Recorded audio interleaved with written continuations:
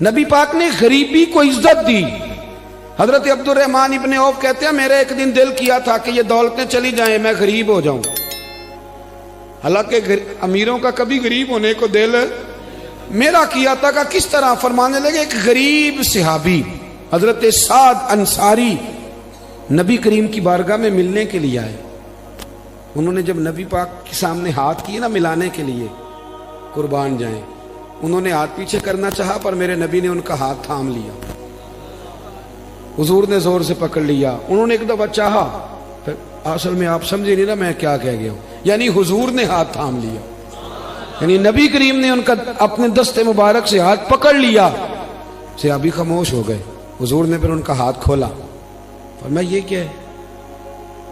تو وہ رو پڑے، عرض کرنے لگے حضور بچے زیادہ ہیں، مزدور آدمی ہیں، پھاوڑے کے ساتھ، کدال کے ساتھ، کئی کے ساتھ کام کرتے ہیں. یا رسول اللہ یہ نا چھالے پڑ گئے میرے ہاتھوں پہ. حضرت عبد الرحمن ابن عوف کہتے ہیں کائنات نے، دھرتی نے وہ نظارہ بھی دیکھا کہ جس رسول کے قدم چومنے کے لیے جبریل جھکے، اس محبوب نے مزدور کا ہاتھ چومنا شروع کر دیا. فرماتے ہیں غریبی کو وہ عزت ملی کہ میرا بھی دل کرتا تھا غریب ہو جاؤں، دل کرتا تھا. یہ کس نے ذروں کو اٹھایا اور صحرا کر دی، یہ کس نے قطروں کو ملایا اور دریا کر دیا، یہ کس کی حکمت نے یتیموں کو کیا در یتیم اور غلاموں کو دنیا بھر کا مولا کر دیا. ہم نا اصل میں عزت نہیں دے پائے. ہم نے وہ جو سٹیٹس کا فرق رکھا ہوا ہے نا، اس نے تباہی کر دی. نبی کریم کا انقلاب یہ ہے کہ، اور حضور نے نا ایک اور بات بھی ذہن میں رکھی، نبی پاک صلی اللہ علیہ وسلم نے لوگوں کو بتایا ہے کہ گناہ ہوتا ہے. کیمرے لگانے سے گناہ نہیں ختم ہوتے، کیمرے لگانے سے گناہ نہیں ختم ہوتے، چوکیاں بنانے سے نہیں ختم ہوتے. گناہ تب ختم ہوتے ہیں جب احساس پیدا ہو جائے کہ یہ چیز غلط. میرے معاشرے میں گالی کو لوگ گناہ ہی نہیں سمجھتے. بالکل یہ تو کوئی جرم ہی نہیں. حالانکہ حضور صلی اللہ علیہ وسلم نے فرمایا مومن کو گالی دینا اعلانیہ فسق ہے. جو کسی مومن کو گالی دیتا ہے وہ اعلانیہ اللہ کی نافرمانی کا. اب یہ کوئی گناہ ہی نہیں. اب 2 3 5 لطیفے جھوٹے سنا جانا یہ گناہ ہی کوئی نہیں. اور نبی پاک نے فرمایا مومن بزدل ہو سکتا ہے، کنجوس ہو سکتا ہے، پر میرا مومن جھوٹ نہیں بولتا. آپ سمجھے بات. ہمارے ہاں یہ معیار بن گیا کہ ہم نے گناہ کو گناہ نہیں سمجھا. نبی کریم نے نا انقلاب یہ برپا کیا کہ دلوں کے اندر سے نا میل کچیل نکال کے احساس پیدا کر دیا کہ گناہ ہوتا ہے. احساس، جب آپ کو احساس پیدا ہو جائے نا کہ مجھ سے، آپ یقین کریں مطلب موٹر سائیکل والے کو پجارو والا جب ٹکر مار دیتا ہے نا تو وہ گر جاتا ہے. تو وہ چونکہ پجاروں میں بیٹھا ہوتا ہے تو وہ الماری کھول کے یا شیشہ نیچے کر کے تو وہ اس کو کہتا ہے کہ اٹھ جا، کیا ہو گیا؟ مطلب تو دھیان سے نہیں چل رہا. موٹر سائیکل والوں نے تو خرید لی ہے یہ روڈ، چونکہ وہ پجاروں پہ ہے. لہذا وہ غلطی بھی کرے تو پھر بھی وہ تسلیم کرنے کو تیار ہے. ایسے نہ ہو تو عقل بھی تو نہیں نہ ہوتی. جدے کر دانے او دے کملے بھی سیانے. نبی کریم صلی اللہ تعالی علیہ وسلم نے انقلاب برپا کیا کہ احساس پیدا کیا، غلطی کا احساس. بخاری میں حدیث ہے، حضرت ابو ہریرہ رضی اللہ تعالیٰ عنہ، حضرت انس بن مالک رضی اللہ تعالیٰ عنہ حدیث کے راوی ہیں. کہتے ہیں غامدیہ قبیلے کی ایک بی بی آئی حضور کی بارگاہ میں. یہ لوگ گناہ کرتے تھے، بدکاری کرتے تھے، بلکہ معاذ اللہ عرب میں یہ رواج تھا کہ اگر کسی کے ہاں بیٹا پیدا نہیں ہوتا تھا تو معاذ اللہ ثم معاذ اللہ وہ کسی اور مرد کے ہاں بھیج دیتے تھے. وہ تو اس کو عیب ہی نہیں جانتے تھے. آج بھی آپ یورپ میں کوئی اس کو عیب سمجھا جاتا ہے.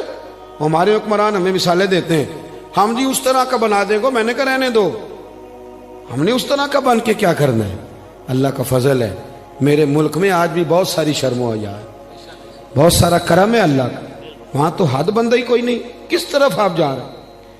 قبیلہ غامدیہ کی عورت آئی تو حضرت ابو ہریرہ کہتے ہیں وہ رو پڑی، اور اس طرح روئی کہ جیسے بڑی تکلیف میں. حضور نے فرمایا کیا ہوا؟ یا رسول اللہ بھول گئی تھی، غلطی کر بیٹھی، مجھ سے زنا ہو گیا. حضور صلی اللہ، اب دیکھیں ذرا، یہاں مجرم کو مار مار کے منواتے، وہ مانتا نہیں کیونکہ وہ پاک ہو کے دنیا سے جانا نہیں نہ چاہتا. حضور صلی اللہ علیہ وسلم نے نہیں منوایا، وہ خود کہہ رہی ہے. تو محبوب فرمانے لگے تو کیسے ثابت کرے گی کہ تو نے زنا کیا ہے؟ یعنی مجرم کو ثابت کرنا پڑ گا. تو عرض کرنے لگی حضور میرے پیٹ میں ناجائز بچہ ہے. حضور نے فرمایا واپس جا کہ بچہ پیدا ہو جائے تو پھر آنا، گویا غلطی تیری ہے، تیرے بچے کی تو نہیں ہے۔ 8-9 ماہ کے بعد دوبارہ آئی تو پھول سا بیٹا گود میں، حالانکہ کہنے لگی کوئی 2 سپاہی نہیں حضور نے بھیجے کہ دھیان رکھنا بھاگ نہ جائے۔ حضور کی نورانیت کا کمال یہ ہے کہ احساس پیدا کر دیا کہ گناہ ہوتا ہے، غلطی ہوتی، احساس پیدا کیا۔ وہ آئی، یا رسول اللہ یہ بچہ ہے، نبی پاک صلی اللہ علیہ وسلم نے فرمایا اس کو لے جاؤ واپس اور دودھ پلاؤ، جب روٹی کھانے کے قابل ہو جائے پھر آنا۔ وہ گئی، 2 سال کے بعد آئی تو بچے کے ہاتھ میں روٹی کا ٹکڑا تھا اور رو پڑی۔ صاحب کنز الاموال نے لکھا رو پڑی اور عرض کرنے لگی یا رسول اللہ مجھے پاک کر دیں، حضور مجھے ساری رات نیند نہیں آتی، میں رو کے وقت گزارتی ہوں کہ اس حال میں مر گئی تو میں اللہ کی بارگاہ میں کیا منہ لے کے جاؤں، حضور مہربانی فرمائیں۔ یار یہاں لوگوں کو شعور ہی نہیں ہے، بڑے بڑے جرم لوگ اپنی چادر کے نیچے چھپائے پھرتے ہیں، پر احساس نہیں کہ ہم کسی طریقے سے اللہ رسول سے معافی لے لیں۔ یہ وہ انقلاب ہے جو میلاد والے رسول نے برپا کر دیا۔ اللہ اکبر۔ حضور نے ایک بچہ لے کے ایک صحابی کو دیا، فرمایا اس کی پرورش کرنا، اور پھر حضور نے لوگوں سے کہا کہ اسے پتھر مارو اور مار مار کے سنسار کر دو۔ حضرت انس بن مالک کہتے ہیں اسے پتھر لگ رہے تھے اور نبی پاک بے چینی کے ساتھ اندر ٹہل رہے تھے۔ جب اس کا انتقال ہو گیا تو نبی کریم علیہ السلام کو آ کے بتایا گیا حضور انتقال کر گئی۔ آپ فرماتے ہیں کہ کمال اس کے آگے ہوئی جب نبی کریم نے فرمایا جاؤ اسے غسل دو، کفن پہناؤ، جنازہ تیار ہو جائے تو مجھے خبر کرنا۔ کہتے ہیں جنازہ تیار ہوا تو محبوب فرمانے لگے صفے بناؤ بھائی میں خود جنازہ پڑھاؤں گا۔ بعد مرن دے مکھڑا میرا ہو جاوے جے تازہ، پھر سمجھ لینا محبوب میرے نے آن پڑھے ہے جنازہ۔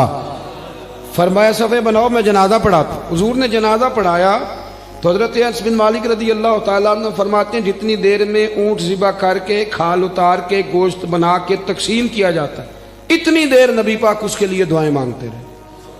ایک صحابی کی زبان سے نکلا یا رسول اللہ اس کے لیے جس نے ناجائز بچہ جنا ہے؟ حضور فرمانے لگے خاموش ہو جا، تو نے اس کا گناہ دیکھا ہے، اس کی توبہ نہیں دیکھی، اس کا احساس نہیں دیکھا، اس کے آنسو نہیں دیکھے؟ فرمایا اس نے تو ایسی شاندار توبہ کی ہے کہ اگر میں اپنی ساری امت میں بانٹ دوں تو اللہ سب کی بخشش فرما دے گا۔ جب تک کریم صلی اللہ علیہ وسلم نے نا غریبی کو عزت دے دی، وقار دیا۔ دوسرا نبی کریم صلی اللہ علیہ وسلم نے لوگوں کے دلوں میں احساس گناہ پیدا کیا، وہ سمجھ گئے یہ غلطی ہے اور ہمیں توبہ کرنی، سمجھ گئے غلطی ہے۔ ہمارے ہاں جب تک یہ احساس نہیں پیدا ہوتا کہ میں غلطی کر رہا ہوں، بہت سارے لوگ آ کے کہتے پیر صاحب مجھے یاد تو نہیں کبھی کسی کا برا چاہا ہو، یاد تو نہیں کبھی کوئی ایسا کام ہے کہ ابھی تم تو بڑا ولی اللہ بنا، اتنا بڑا دعویٰ کر گیا کہ تو نے کبھی سوچا بھی نہیں غلطی کا، تو پھر مطلب یہاں آنے کا کیا معنی تھا؟ ہمارے بہت سارے دعوے، میرے سمیت آپ کسی کو چھیڑیں وہ کہے گا ایک دنیا میں بندہ ٹھیک ہے جو میں خود ہوں، اس کے علاوہ کوئی ٹھیک ہے۔